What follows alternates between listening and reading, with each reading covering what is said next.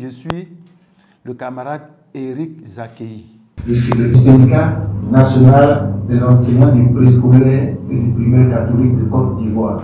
Je suis en fonction à l'école catholique Sainte-Famille de la Libéral 2. Et à ma droite, la camarade Abo Timothée. Elle est la secrétaire générale de la section de Yopougon.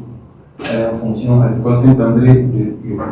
Voilà, donc je voudrais, à travers vos canaux respectifs, interpeller la nation ivoirienne, les autorités étatiques, tous ceux qui interviennent dans le domaine de l'éducation.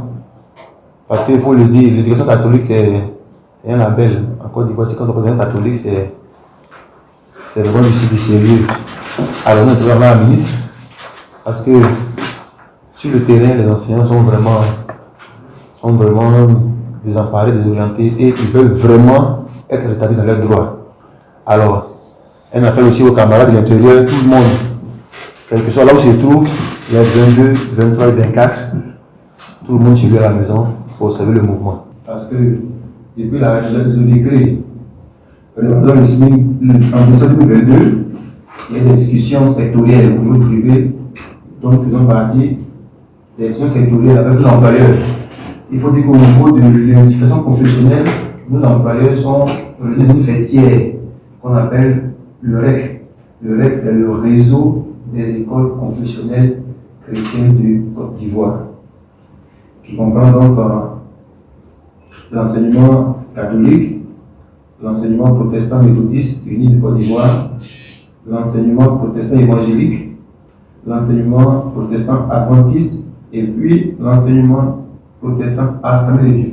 Et donc, lors des discussions sectorielles depuis le mois de mars 2023, nous avions convenu, au niveau de la réévaluation des minimales catégorielles, nous avions convenu du taux de 10% en ce qui concerne l'éducation confessionnelle chrétienne avec nos employeurs. Mais la date de prise d'effet est toujours le 1er janvier 2023. Et donc, le 14 mars, nous avions arrêté ce taux de commun accord avec nos employeurs. Alors, depuis lors, l'application chez nous pose problème. Parce qu'à la suite de cet accord, nos employeurs, il y a une nouvelle grille qui est apparue. Et cette grille touche vraiment les fondamentaux des travailleurs que nous sommes. Parce que cette grille touche nos salaires de base. Nos salaires de base sont réduits. L'Union des syndicats a produit un courrier pour dénoncer l'accord, puisque vu ce qui s'est passé dans l'application, l'Union a produit un courrier depuis le mois de mai 2023 pour dénoncer l'accord, parce que l'esprit n'est pas appliqué. Le nom est Jean-Luc Assois Ndrema. Merci beaucoup.